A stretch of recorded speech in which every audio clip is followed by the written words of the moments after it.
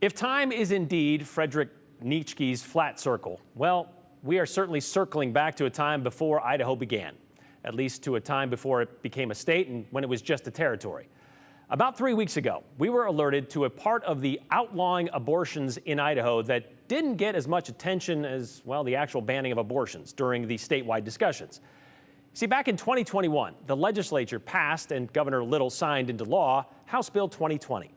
That bill made sure taxpayer dollars would not support the abortion industry by not allowing any state funds to go anywhere near abortion providers. It was called the No Public Funds for Abortion Act, appropriately, and it went into effect May 10, 2021.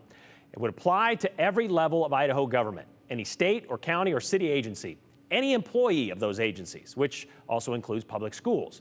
Within the language of the law, however, was the phrase abortion-related activities. What might that be, you might ask? Well, according to Boise State University, that means the No Public Funds for Abortion Act directly prevents the school from providing a number of services, including dispensing a drug classified as emergency contraception by the FDA, except in the case of rape. Meaning a college student who walks into the school's health services clinic asking for Plan B or the morning after pill, well, she can't get that anymore. In fact, anyone working at that clinic, they couldn't even suggest where that woman could go to get such emergency contraception. They could talk about it in generalities, but not be specific, for fear of promoting, referring, or providing facilities.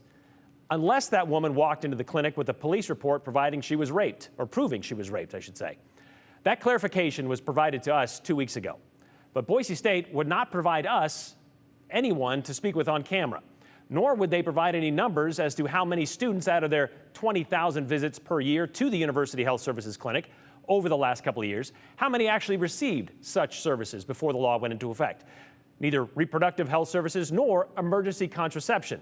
We were told this data is not collected or stored. And when we asked, why isn't it tracked like maybe ibuprofen or flu shots would be, even for the sake of knowing when to order more, we received no response. So we don't know if this was a significant health clinic service provided at Boise State or not.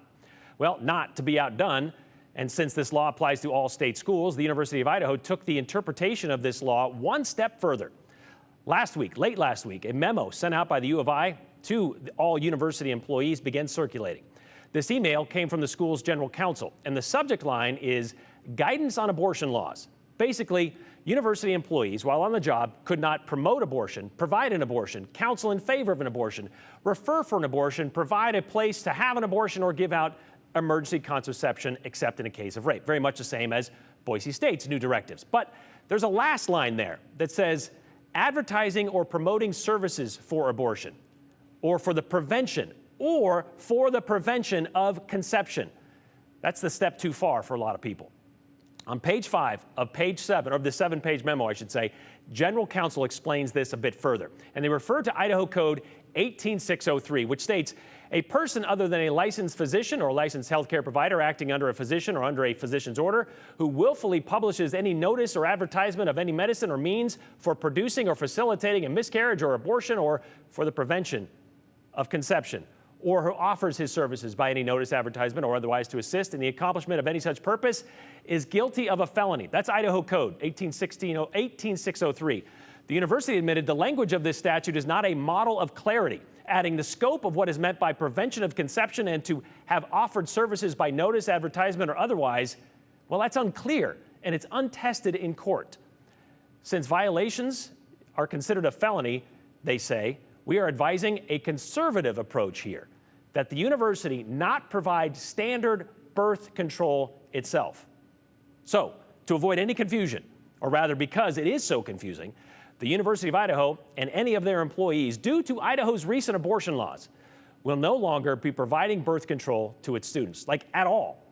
However, they will provide condoms, that is. They're going to give out condoms only, though, to prevent the spread of STDs. That's it. And this seems like a good time to circle back to that time as a flat circle reference, because the law the University of Idaho points to as their guidepost in their new direction, Idaho Code 18603, was originally passed in 1972, a year before Roe v. Wade. That law uses the exact same language as what was written in the revised statutes of Idaho Territory enacted at the 14th session of the Legislative Assembly, in force June 1st, 1887. You see on top, that's the 1972 law. On the bottom, that's the statute from 1887.